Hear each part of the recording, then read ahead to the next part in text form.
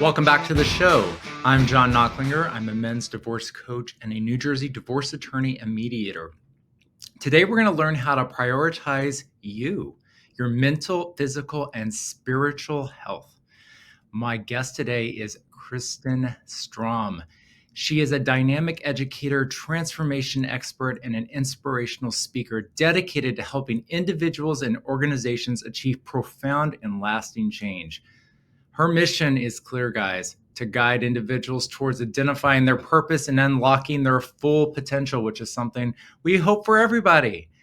Using her transformational approach, Dr. Kristen facilitates paradigm shifts, encourages shedding old beliefs, and promotes the adoption of good habits and smart routines that lead to measurable, inspiring results. Hopefully, we can help you guys today shed some of your old beliefs and have a better life. Thank you for being here today, Kristen. Absolutely. Thanks for having me, John. It's an absolute pleasure to spend some time with you and your guests. It's my pleasure. And we've been trying to have this conversation for a while. So I'm glad I finally got you on. I could have gone on and on with your bio. Your bio goes on. And you just have so much to offer. But what I'm most interested in you telling our listeners is how you got to where you are today in terms of what you're doing. And tell us a little bit about where you live, because I find this to be very interesting. We talk to most people on this podcast live in like major cities, like in the middle of everything, but you have a little bit of a different story. So tell us a little bit. I do. So I got to this place. Really, my story is that I was an educator turned professor turned burnout professor of education, and found that I just didn't recognize myself anymore. I didn't recognize myself in the mirror. I wasn't spending time with my husband, my children, like I had really wanted to. And I was in my dream job, like truly thought it was my dream job. And I looked around and I was like, this can't be it. This can't be it.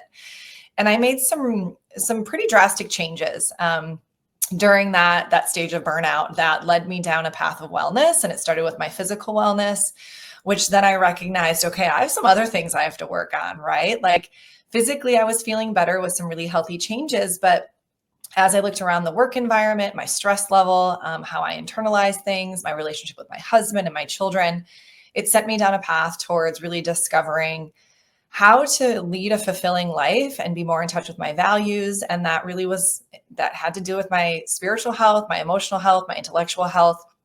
And now what I do is I help individuals prioritize themselves through their physical, emotional, and intellectual wellness. And so I created a framework. The scholar teacher in me kept track of everything I learned and put together a curriculum that I use with one-on-one clients, group clients, that I infuse in my speaking engagements. I just hosted my first live masterclass for women that went extremely well.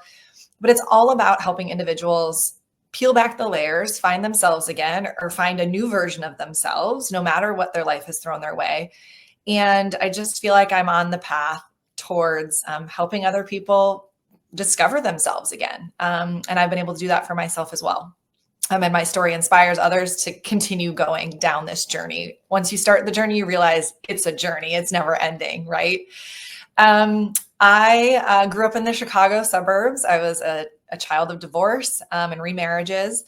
And when I met you, John, I was like, I would love to see if there's an opportunity to speak to your audience, because coming from multiple households and the back and forth between mom's house and dad's houses and step parents and half siblings and step siblings, I was the oldest of a total of 10 of us children between the two households. And there were things that I learned along the way from those experiences that have served me well, but also kind of held me back too, based on my own, just my upbringing and the expectations that I put on myself as a child, I think, navigating that. And after college, I met a farmer. So fell in love with a farmer. And so I am in West Central Illinois. So I moved from the big city of Chicago to about 3 hours southwest of the Chicago area towards Iowa. And yet you're still able to help people everywhere. I mean, Absolutely. that's Absolutely. the beauty of the world in which we live in now. You can live on a farm and help people, all over the country and the world. And that's great. Yeah. That's great. Having a lot of family members that also are ranchers and farmers, I certainly know that lifestyle. And it's a very different lifestyle than living It in is. and a different pace of life too. It's a sometimes slightly slower than the hustle and bustle of city life, but nonetheless challenges abound everywhere. Yeah. So you came from you're a child of divorce. You've sort of had that sort of experience, and I certainly want to get into like how you improve yourself. But I want to talk a little bit about like sort of the intersection between improving yourself and being the best version of yourself for your children. Because I think that people sort of get lost after divorce. They get down on themselves. They feel like the pity party is starting to happen, and forgetting that there's these young people that are looking at them. They're watching them. They're seeing these things, and they're being impacted by the divorce too. How do you sort of help somebody understand that you're not just improving for yourself, you're improving for your children too? And do you have a different approach for somebody that maybe has gone through something like that versus somebody who's like childless and just is trying to improve themselves just for themselves? Yeah, I think our children send us messages in various ways, whether we're married, single, widowed, divorced. When we can truly listen to them, watch them, they'll send us messages through their behaviors, through their actions, through their words, through their mindsets.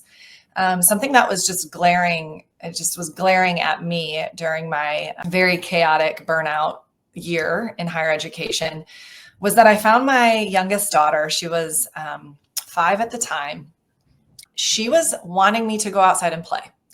And I found myself saying, I'm too tired. I'm too exhausted. It was the end of the workday. I felt like I'd given everything to everybody. Myself wasn't even on the list. And hearing myself say, honey, go out and play by yourself. I'll just sit here and watch you. That was a big wake-up call.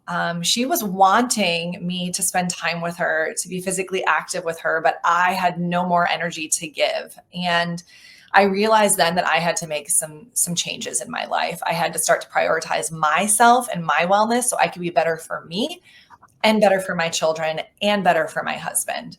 I think when we can be in tune with our children and listen to them, we learn a lot. This also came up. My son had said something on a car ride to school, and I could tell it was so embedded in the previous years through COVID, through my years of my doctorate, where I just poured so much into my work. Don't get me wrong, I still think I was a good mom, but I wasn't always present. I wasn't emotionally present, physically present. And it just is what it is. But listening to them made me realize there has to be a better way. They're wanting my attention. They're wanting my emotional presence, my physical presence. And I had to make some changes towards that. And so I think when we think about ourselves and raising children in our own homes, co-parenting, we need to really be thinking about, what do they need from us, but what do we need from ourselves first so we can be our best version of ourselves so we can give our kids what they need in terms of energy, in terms of time, in terms of emotional support, being physically there for them. Does that make sense? Yeah, it makes total sense.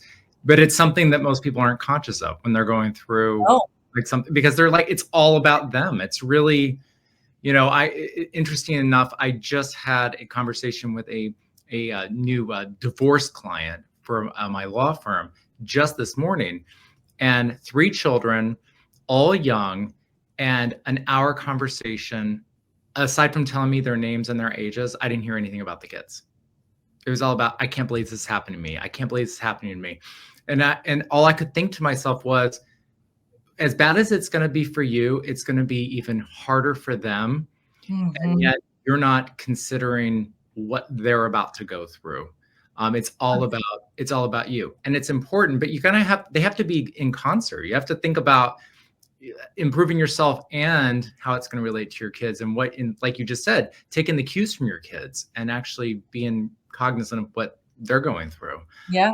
It's really hard, but I got to tell you, it's something I encounter all the time, where people, and there is a little bit of a difference between gender, and also depends on maybe who is starting the divorce process. The person on the receiving end tends to be a little bit more behind the 8 ball, so to speak, in terms of thinking about improving themselves. They're focused much more on, why is this happening to me? Why is this happening to me? Yeah. So what I loved about, and everyone go to her website, it is excellent. Absolutely excellent.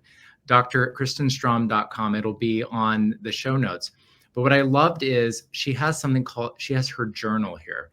And what I love, and I'm don't know how many other people are like this, but I love step-by-step plans. I love like, here are the 3 things you need to do, or the 5 things you need to do, and here's what you need to do.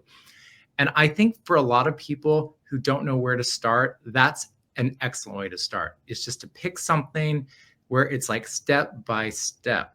And I was really drawn to this really good journal entry you did about, if you're overwhelmed, here are 3 simple ways you can improve Yeah, your well-being. And it's your most recent one, but I thought it was great because thank you. I think 3 things are so easy. And one thing I love to do on this podcast is give people actionable things where they can just take it and run. So Yes. can you talk to us a little bit about, because I think this is what this sort of, your intro is sort of about, like, how, if you're going to improve something, how long does it take to really change, your behavior, change the way Oh, you're that's a good acting? question. Like talk to a little bit about how long it takes and kind of the process you go about doing that. Yeah, there's so much research out there in terms of creating new habits, how long it takes for habits to stick, how important micro habits are, right? Like not going big, but let's go small. It's like I say, it's all about the smart, small steps, right? Especially with personal development and your own wellness, or even professional goals, relationship goals. We need to take these micro steps. And I came across a research study that said, a habit can take anywhere from 18 to like over 250 days. That's a long time. So people that are like, well, 21 days, it should have happened. No, like it could take a long time based on the season of life you're in, what you have going on around you, external circumstances, how much time you're committing to it. And so I always encourage people start small, attach some meaning to it. We have to have some meaning behind why that habit is important, why that next step is important. But when I wrote that journal, I was really thinking about myself, and so many people that I hear are in such states of overwhelm that they can't even, it's like they're drowning. I used to use this metaphor, like I'm drowning, but my nose is the only thing above water. Like I'm still breathing, but I am just drowning. And when you're in that state of overwhelm, there's a lack of hope.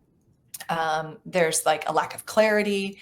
You don't even know if there's a lifeboat coming for you, right? Like if you're drowning, you have no idea. And I remember being in that burnout state. I was reading a book about burnout, and I was like, this book doesn't even help me.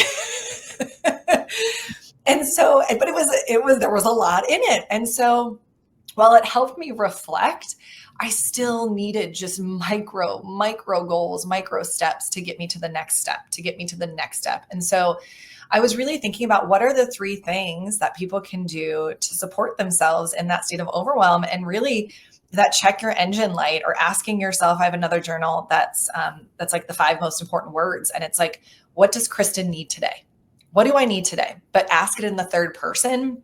There's psychology behind asking that question in the third person. It's kind of like you zoom out and look back at yourself and almost answer as if you were a friend, not yourself. Like, what do I need today? But what does Kristen need today? Is it just quiet time? Waking up 5 minutes earlier over coffee before I get the kids up and ready to go? Is it reconnecting with one of my children? Is it texting my mom? What is it? Is it connecting with a significant other? What do you need today? Could be moving your body, drinking more water. Just that simple question we can all ask ourselves. And then what comes to mind is like, give yourself whatever that is that helps you feel good, right? That helps you move in the right direction. I think that answers your question, right? Yeah, I mean, so you were talking about 3 things. So I think you hit on all of them, but just to kind of like, for our listeners to hear, like, what do you need today? Those 5 words. I think that's great to ask about it in the third person. What does John need today? What does Kristen need today? That's a really good way of looking at it, because you kind of have to think about it for a minute. You said check your engine light. What do you mean by that? So if we think of ourselves like as a car, right, or as a battery, whatever, like what's going on? Like what's going on with you, physically, emotionally, intellectually? Is your battery drained? You can think about it as a cup, right? Is your cup full? Is your cup empty? The more that we can make sure that our body, brain, soul, spirit is fulfilled, the more then we can be giving the world who we're meant to be, right? But the more things that take away, right? If you're not checking your car, if you're not changing the oil, checking the tires, putting gas in it, it can't run the way that it needs to run. And so if we think of our bodies, brains as a machine, as a car, as a battery, like, how are you taking care of it? Are you maintaining it? Are you giving it what it needs? And that question is like, what does Kristen need today? Helps you get to that. I think that's so important. And I love how you are really talking about the physical part of this in addition to the mental part of this, because so many people, particularly people who are highly educated like yourself in sort of mental health issues, really focus so much on that they kind of neglect the physical part of this. And I like how you really make a really cognizant effort to make sure that that's as important as the mental health component of this whole process. Absolutely. And that was my entry point, was like, I recognized and people going through relationship troubles, coming out of divorce, going through a divorce. It might be years after a divorce where they just are exhausted, like their battery is empty, and they start the day with an empty battery, right?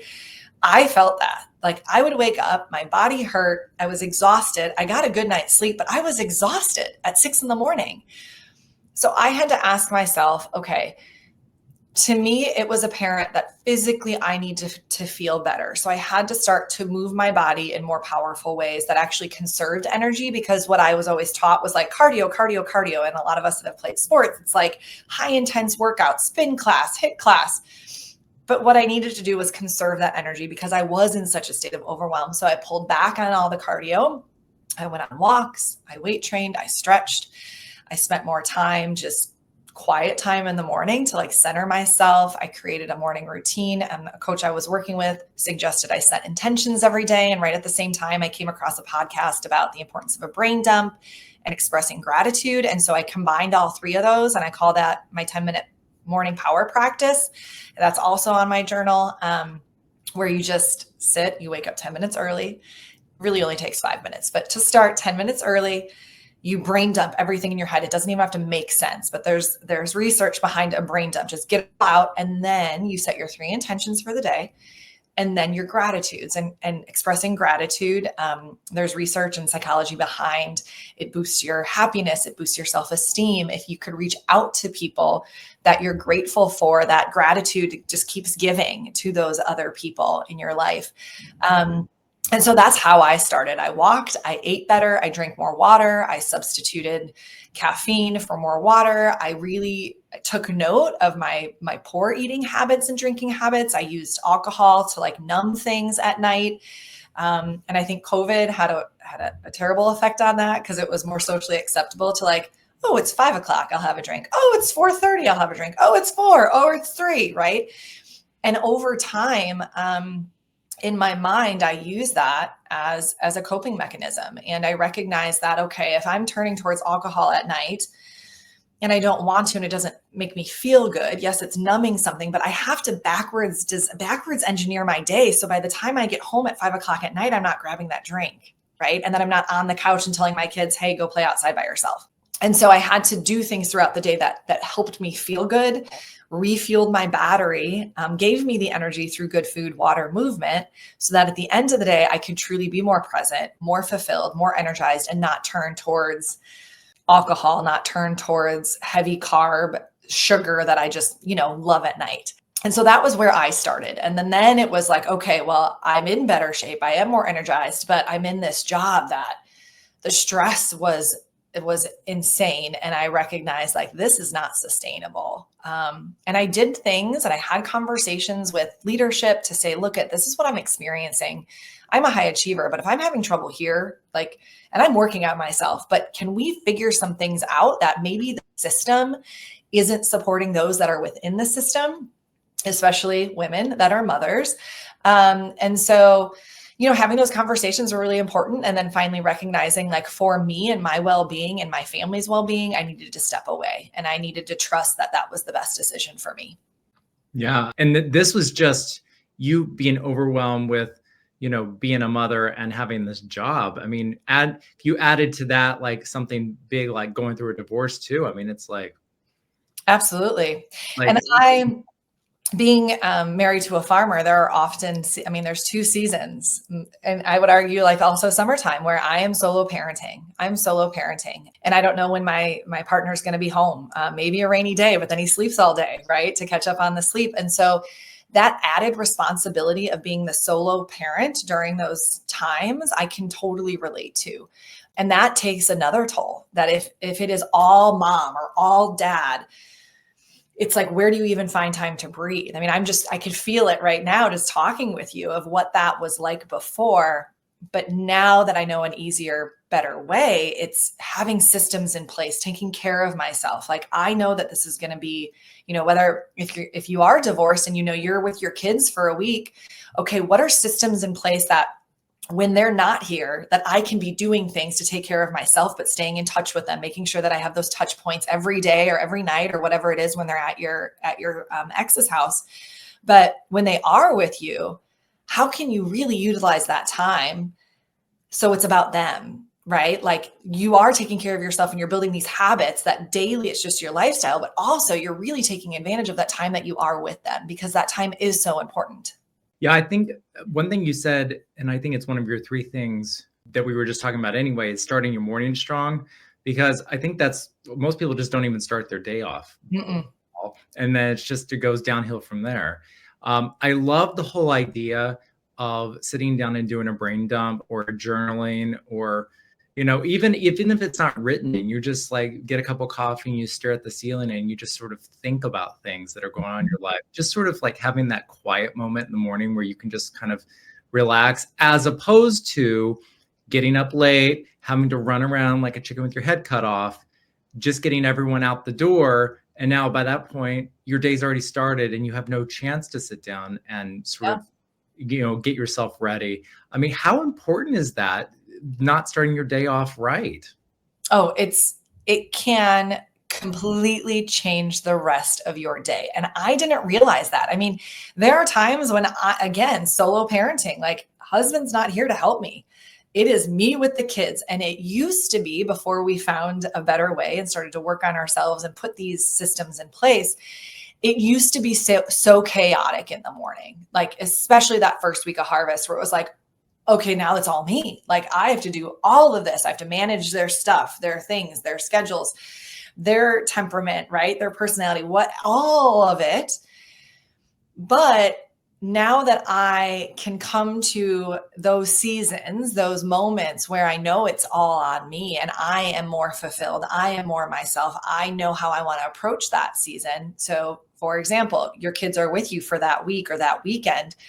What are some systems you need to be executing on that are good habits, but also systems in terms of daily routines, the wake up schedule, how you're getting things organized, what can be done the night before, so that your morning can start in a more centered way, so that the rest of the day is a reflection of how you started. Because if you wake up in a chaotic, exhausted state, the rest of your day is going to be chaotic and exhausting. Yeah, it absolutely is exhausting. I think what's difficult for most people that are going through this overwhelm that you were just talking about is where to start. Because it's very difficult. And even people that have gone through and worked on themselves get back to overwhelm. And Yeah. you sort of need to go back to the beginning. Interestingly, I was looking at I was preparing for our conversation today by looking at all of your information that you have out there. And last night I was going through an overwhelm where I have like 12 things on my to-do list, and Mhm. it was like didn't even know where to start on them and just got totally overwhelmed. And I read this is why I was drawn to your three things, because I remembered that I needed to get up this morning and just sit down and do a brain dump of everything that is going on. And let me tell you, I felt a lot better after that. Good. And, Good. and but I just say that as even people that aren't going through something really, really life-changing, like a divorce or death in the family or bad illness or a job loss, or I could go on and on and on. Even then, you get overwhelmed and you still need to come back to that point where you can just calm yourself down. It's so important. If you're going through a huge life change, you need to be even more conscious about all of these things. Yeah. And it sounds so simple, but it works. And that's where when I was in that highly chaotic state, I was like, this isn't going to work. But I was like, Kristen, try it. Try it. All the research says it does, right? Try it out and see what happens. And it was incredible after a few weeks of how I felt throughout the day because I had my intentions. I'd expressed the gratitude. The brain dump helps you just get things out of your head. And when it's in your head, it's just this reoccurring like to-do list. But when you dump it out, it's there and you can release some of it. And then you can decide, okay, what do I want to start with first? What's most important? And I get into that, right? Like with time management strategies that I help clients with and people with professional, personal wellness goals is like, how are you managing your time? Right? Are you time chunking? Are you using the Eisenhower matrix with urgent and important? Like, what is most urgent and important right now that we need to address? Start with that first. And oftentimes the hardest pieces or the hardest tasks are the ones that we put off last. But there's momentum that's gained when you can tackle that first because it is urgent, it is important. But our brains as humans see that as a challenge. And what does the human brain do? We see a challenge, we see a barrier, we see tension, and we want to run away from it, or it's the fight, flight, freeze, fawn.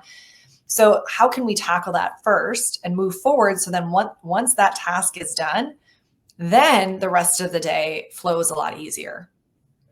Do you subscribe to the idea that, I mean, listen, most people, we're in January. Most people start a diet that they do for like 5 days and then they stop it. Yeah. Or, if someone, like you were talking about drinking alcohol before, if you're used to doing it all the time, someone's going to say, oh, I'm going to have a dry January. And it's kind of unrealistic to just do things that are so abrupt and so different because the odds of you succeeding are not very high. Exactly. So what would you suggest someone's in total overwhelm for whatever reason, and they need to start making changes? Is it as simple as just choosing to do this morning brain dump and do that for a while and then add something else and then add something else? Yes. So I guess take us through a little bit of that, because I think that's where most people fail, is because they have these great intentions and then they don't do it. And then it teaches their body, you can't do this. You can't change. Yes. Oftentimes, especially January 1st, we set these big goals, right? What I've learned through my research, through my own, coaches that I've had for myself, is that when things are unsustainable for a long period of time, you can go all in on it, but eventually you're not going to enjoy it, or it's going to feel hard. So the idea is, how can you make very small incremental changes or new habits that just seamlessly integrate in your life? So waking up 5 minutes early or 10 minutes early every day, try it out. Then extend it to 15 minutes early. Try that out for a few weeks. 20 minutes early. Maybe you want to add a morning walk. Maybe you want to add a little stretch or a lift or a cardio session.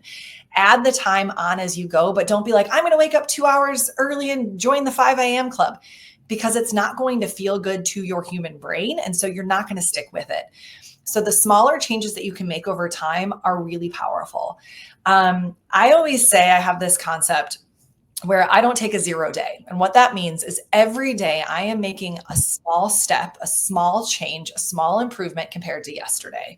So all it takes is about 0.5% to improve yourself. So what does that mean? Are you going to drink a little bit more water? Are you going to add a walk-in? Are you going to connect with a child, or have a conversation with your ex, or reconnect with a friend? Whatever feels good, whatever you need, build that in and do it small steps at a time. The way that I work through this with individuals, and what I found is that we've got our physical wellness, our emotional wellness, and our intellectual wellness. There are many things that you can do in all those 3 areas to improve your overall well-being. So if you think about your physical wellness, what's 1 to 3 things that could help you feel better physically? Emotional wellness, what's 1 to 3 things that you can feel better emotionally? Same thing with intellectually. Pick 1, pick up to 3, but don't go more than 3, and make it very, very small. So for me, as an example, I started with my physical wellness. That's what I focused on for months. And then I was like, okay, things are more automated. I added things on, every week or 2 weeks as I felt good, but I had to make sure that it was integrated into my life before I recognized, okay, I really need to work on myself emotionally. I need to get more in touch with like what is going on, create some more emotional awareness. And I had some strategies that I employed for that. And so my advice is always just start small. Start one small thing. James Clear, in his book Atomic Habits, which I highly recommend, he talks about, in terms of like creating habits and the importance of habits over time, is think about a plane leaving LAX and it's set to go to Washington, D.C. A very slight change in degree of that plane over the course of the whole U.S. will have the plane land in New York. That's a change, but that's that over the course of the whole US. So if you think about your own well-being and your own wellness, it might take a while. It might take 4 months, 6 months, 9 months, a year. But looking back, there's going to be monumental change, but in the process, it doesn't feel like much. That's the magic. When it doesn't feel like much, it means that you're just building it into a new lifestyle, a new habit, a new routine. And you can use habit stacking, you can use micro habits, you can use a lot of different strategies to do that. And I think that therein lies kind of the issue that most people have, is we're all into instant gratification now. And if you don't see the instant effects, you're like, I don't want to do this anymore. Yeah. Yeah. And this whole fad, it happens year round now, but particularly amongst more professional people, but this hard 75, I don't know if you've heard of this. Yeah. Where it's like you have to do these 6 things every single day. And I'm not going to go into it, but it's sort of like things like that just make me cringe, because I'm like, you're setting yourself up for failure. So if you don't do it for 75 straight days, are you going to feel like you did anything correct, as opposed to picking maybe one of the 6 things and doing them for 10 days and then adding a second thing and for another 10 days.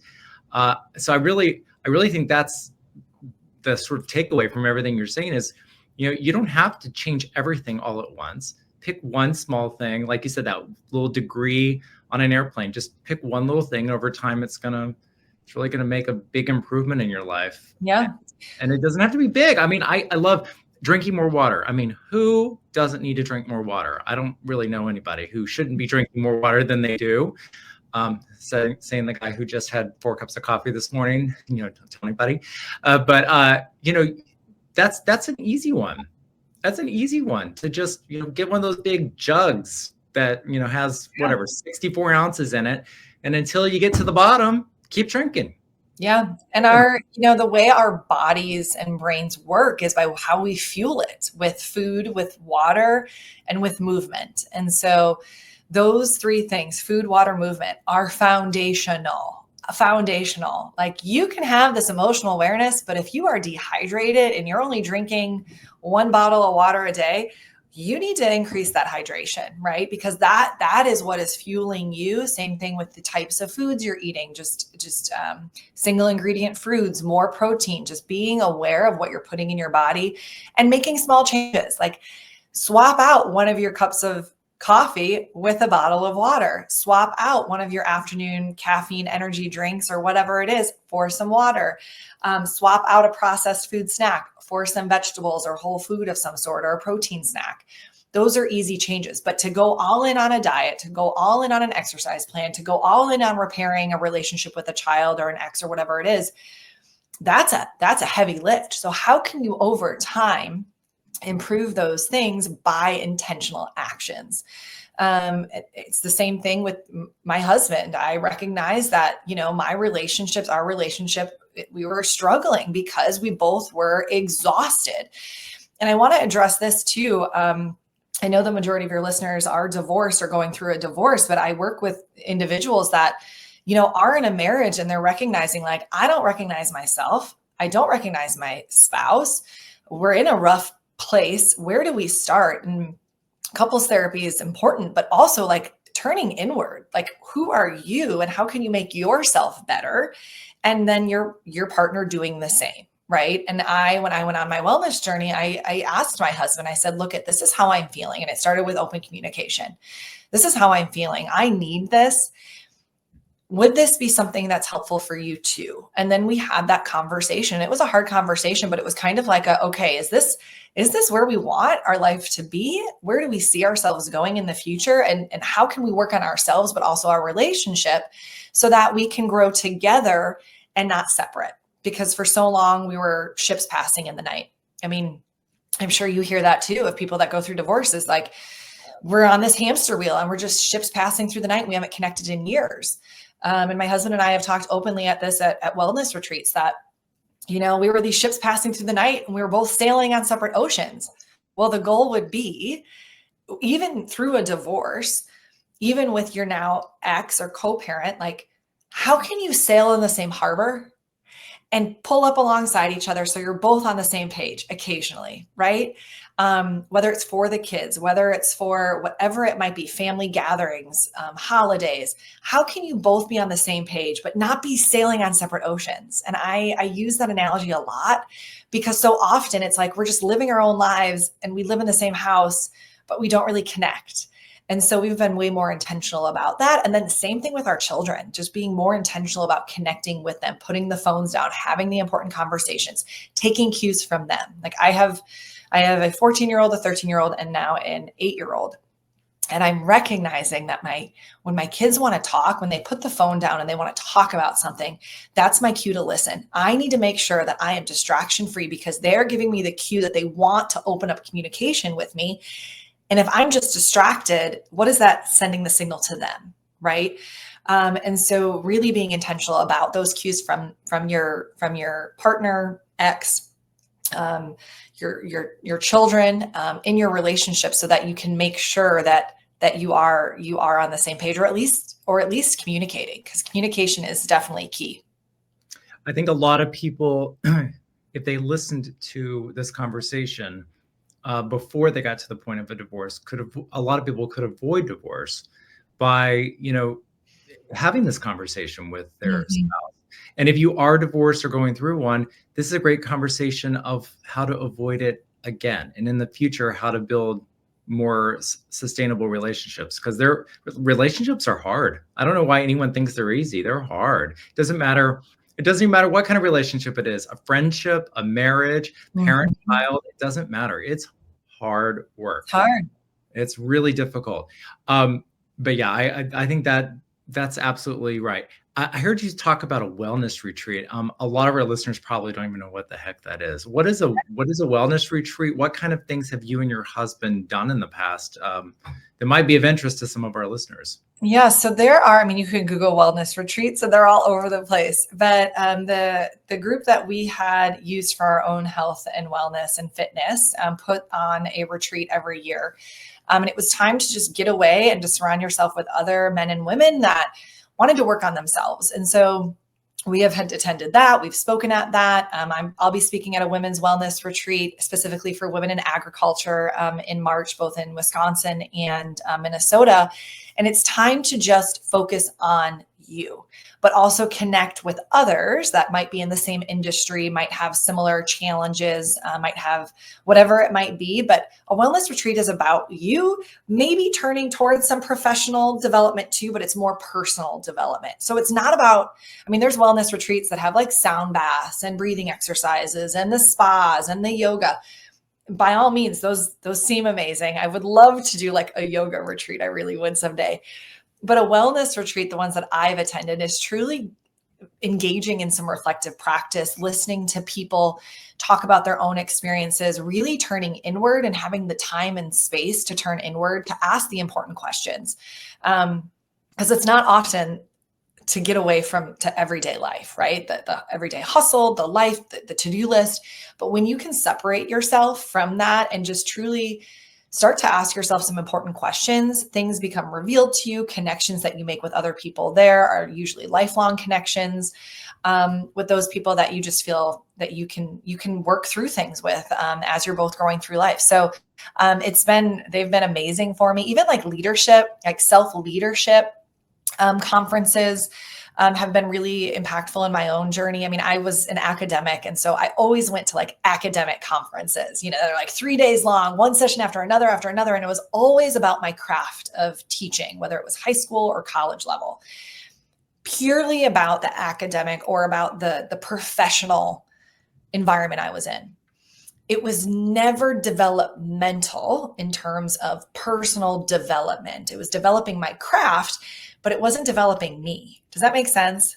Yeah, it makes total sense. I listen, I think most people could use somebody to help them Mm-hmm. through this process, whether it's a therapist, whether it's a coach, or whether it's other people that are also going through similar things. So you can just hear what they're going through and recognize some of those issues in yourself and see how they process it. Because sometimes you learn as much listening to other people and what they've been through as you do, looking at yourself in the mirror. Because it's interesting. I mean, we go to these professional groups. I know you're in some too. Just listening to other people like that have businesses and the challenges they're going through. You're like, wait a second, I'm going through the same thing, and I just heard how they're dealing with it. So maybe I can take some of that too. Um, I think these wellness retreats are a great thing. I mean, for not everyone listening, necessarily can afford to do things like that, but consider maybe if you're going through a lot of challenges, maybe replace a vacation to, I don't know, Florida or something with maybe like a wellness retreat where you can sort of just take that time to work on yourself. Maybe you don't do it every year, maybe you just do it every once in a while. I think that's a great way to sort of help yourself. One thing I wanted to address with you was joy, because Mm-hmm. the one thing I see particularly with men going through divorce, but women as well, is once they go through divorce, it's like joy has been sucked out of their life. Yeah. A lot of people say, I hear it all the time. I'm never getting married again. My life is ruined. My family's destroyed. It's all these it's like all dark clouds everywhere. There's no light. The sun does not exist anymore. Um, when you've gone through something very challenging like divorce, how do you go about finding the joy in your life again? Yeah. Yeah. I just hosted my first live masterclass for women. There were 30 women that showed up. It was incredible. And the first thing we talked about was finding joy every day. And, through the research I brought in, the strategies, actionable steps forward, there are so many things that you can do on an everyday basis to access joy, which is incredible. And neuroscience now, with the advancements in neuroscience, we now know that we can program our brains to look towards and for joyful moments. Some research that I brought in, here's a few tidbits. So even in challenging experiences, we can still be joyful. We can look for joyful moments in the ordinary. And so one researcher suggests at the end of the day, highlighting 2 moments that were ordinary moments that brought you joy. So it could just be a text with a friend. It could have been a really great conversation with a colleague. It could have been that you got to cozy up with your furry friend, right, on the couch. It's these joyful moments that are ordinary moments. And Gretchen Rubin talks about this too in the Happiness Project. I heard her on a podcast. I bought the book. It's fascinating how she every month tries a new strategy for finding happiness. And one of those strategies is finding joy in the ordinary. I know for me, in my state of overwhelm, I did not feel joyful. But yet there were a lot of things that I could have been joyful about, but I wasn't looking for them. And so we know from brain science that if our brain says, I'm never going to be happy again, I'm never going to get married again, I am miserable, I'm so tired, I'm too busy, that's what our brain looks for. And so your brain, it's a self-fulfilling prophecy. That is what your brain looks for.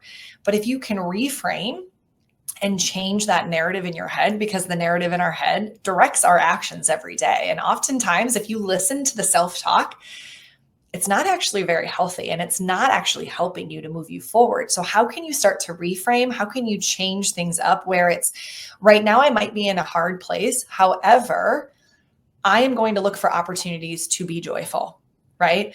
Or I just went through this challenging event. I have so much to be grateful for. There are 3 words that I used to really reframe my mindset, especially because I had so much resentment built up over the years from various things. And that's a whole separate conversation. But the 3 words of I get to turns your turns your mindset towards your gratitudes, and the opportunities versus the obstacles. And so I have a lot of clients and friends of mine that I've taught this to in terms of reframing some of these conversations in your head to be, I get to, right? Like it could be, I know a one for whoever's driving the kids on carpool. It's just this constant, like, I can't believe I'm in the car again. And I'm the one that's driving them all around. I know. Instead, it's, I get to spend this time with my children in the car. I get to be the safe driver. I get to help other families take their children, and I get to be the one they trust, right? I get to have this opportunity to have conversations with them or to have a really fun, singing party in the car while I drive them around. Whatever it is, it's the same thing with mine was always like doing the dishes. I would just stand there in front of my sink with dirty dishes, and just the negative thought spiral would go. We know from research that if you work on reframing that negative thought spiral, it could take up to about 40 seconds to recognize that you're in it, but you can interrupt it and cut it off. So instead, it could just be like you're doing the dirty dishes and the negative thought spiral goes. When you start to recognize it and you cut it off, if you practice it, you can get it up to about 4 seconds, to the point where you have changed your self-talk. You're recognizing these negative thought patterns, and you just say, Kristen, stop. I get to physically do the dishes. I get to have food that I can feed my children. I get to have running water, right? I get to have children. Those are really powerful statements that change your mindset. They're quick reframes. And after a while, it does improve your self-talk. And so those are some simple strategies that you can use to turn yourself towards gratitude, turn yourself towards joy. You can also do a joy scan. I do this with my clients, where you look at the last 24 hours, the last week, the last month, the last year, and you identify things that brought you joy. As you do that, you're going to notice your body feeling lighter. If you get a chance to talk about it with other people, there's going to be smiles. There's going to be people's bodies move towards each other. The body language changes. The tone in the room goes up, because people are talking about these joyful moments. You have access to that. You can do your own joy scan. If you find yourself just feeling in the dumps, do a joy scan. Find those gratitudes. And then you can also identify like what brings you joy. People, experiences, hobbies. At the mastermind that I just ran, it was really interesting. A lot of women, when we did that piece, thinking about hobbies, some women were like, I don't have a hobby. And I get that. I was there, where it was like, I hadn't done anything for myself in years. The things I did were for my profession or for other people. And I thought to myself, what do I like? Do I even like reading anymore? I used to like reading at night. I used to like journaling. Do I like that anymore? Who am I now, and what do I enjoy? That's part of intellectual wellness, is like your hobbies, your interests. You can listen to podcasts. I was just reading Think Like a Monk by Jay Shetty, and he says, learn one thing new every day. And that sparks happiness, that sparks joy, and that's your intellectual wellness. And it doesn't have to be much. It could be reading an article. It could be learning a new word. It could be trying a new hobby, whatever it might be. Listen to a podcast, talk to a new friend, start a conversation, learn something new every day about other people, about the world around you, about a certain topic, but try not to connect it to something that is connected to your profession, because that's still your professional development. How about you, like your personal development? Like what do you enjoy? And if you don't know that, start to discover it. Start to do things to help you discover it, because those things can bring you more joy on a daily basis. Well, you just got me thinking about a lot of things, Kristen. Not going to lie, especially the fact that I'm not sure I really have any hobbies anymore. It's like really one of those things that when you sit and think about it, it's really depressing, and it's something you can change. I actually think this last part of this conversation about joy, to me, like, I think if you can find joy, it might help you on the things that we talked about on the front end of the conversation about making those changes, because you got to have something to look forward to, and sort of positivity in your life. And I feel like, doesn't everyone tend to focus on the negative all the time? Oh, absolutely, because that's how our brains are programmed, right? It just is. And so the more that we can practice it, this is the really cool thing. And I've noticed this in my own life and there's different dimensions of joy. There's been studies done on communal joy, independent joy, serene joy, which is like you're by yourself, you're reflecting, versus excited joy. When you practice, like intentionally practice these things and start to look for these things. I don't know what the scientific word is, but it's called brain tagging. It's like you want to buy a Jeep. And so everywhere you look, there's a Jeep.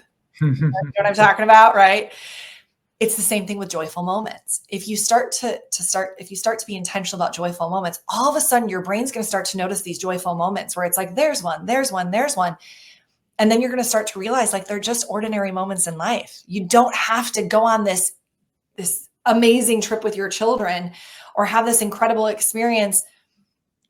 Joyful moments are all around you. They're accessible to you. And the example I used was I was on the way home from my son's football game at night this fall. And I was just filled, and joy is also like this overcome feeling, this overcome state that you can actually be in. And I recognized that leaving the football game, like I got to sit there among other parents who have become great friends. We had the experience of watching these kids play and enjoy it. And like they've improved so much and they've been playing together for years. And then I had this recognition of my youngest daughter playing with these little kids out on this green space, and the laughter, like my brain tuned into this childlike laughter. And I watched them like run around, throw a ball around. They were like rolling in the grass. It was playing tag. And on the drive home, I was full of so much joy, but I was like, it's because of all these small things that happened within that moment at this football game that I was just overcome with a sense of joy. And isn't that what we all would hope for, right? Like just feeling that in our soul. Because for so long, I did not feel like that in my soul, but I've worked on it, and it's been a process and it's a journey. And there are some days that are harder than others. Yes, there are. And there are challenges, but I always think to myself, okay, in this challenging moment, in this dark time, whatever it is that I'm going through or that someone else is going through that's directly impacting me, or what a child is going through, one, what can I learn from it? Right? Like zoom out, take that third person perspective and look down on the situation. What can I learn from it? And then what can I control and what can't I control? And that goes back to like the circles of control from 7 Habits of Highly Effective People. What you can control is your mindset, your actions, your reactions, your behaviors. And that's it. Everything else is out of your control. So within those dark places, within those challenging moments, what can I control? What does Kristen need today? And what can I learn from this? Oh, awesome. And you've made so many comments about books that you find very interesting. I'm going to make sure that we put all those in the show notes in case anyone's listening and they're interested in checking out some of these books. Kristen, you've been giving us so much good information. I almost think that this is like too big of a question to even ask you, but what are your key takeaways for anyone that's listened to this conversation that you would, if they don't get anything else out of this entire conversation, what are the key things that you hope they leave with? Yeah, I think my key takeaway for anybody that I friend, my own children, it's this concept of you can reflect, you can desire, you can want something, you can dream all day. But if you don't take action to improve that relationship, to improve yourself, to feel more connected to a partner, a child, a colleague, if you don't take action, nothing's going to happen. And so within that action, it's what are the 1 to 3 things that you can work on a daily basis to be better than the day before? And that's it. Oh, so powerful. Well, Kristen, if anyone would like to work with you, how would they go about doing that? That's a great question. So I do one-on-one coaching right now for women and groups of women. I also have masterminds that are my focus right now is women. However, I go into schools, I speak with companies. If you're part of a group, a company, a leadership group that could benefit from this message or specific wellness strategies that I go into schools and companies and talk about, I would love to have the opportunity to talk to you if I can support you and your group in any way. I will tell you, though, I know a large part of your audience are men. When I speak to audiences that, at companies, at schools, I find that the men have are hit differently than women. I just had an experience at a school where a gentleman came up to me and he's like, I've been here a really long time. And I've heard a lot of these things. He said, what you just spoke about, your own experience, the strategies I can use. He goes, this is one of the best things I've ever heard because I can use this on a daily basis. And even he made this joke because his wife also teaches at the same school. And he's like, I've got some communicating I need to do with her. Like, there are some things we need to work on, right? It was this deep calling within him to realize, like, yeah, I thought I had it all together, but there are some things I need to work on. And it is a journey. It's this putting up a mirror, looking at your life and saying, how can I be better? How can I be better for myself and those around us? So if anybody would like to reach out, feel free. They can find me on my website, message me through there, and I'd be happy to have a conversation.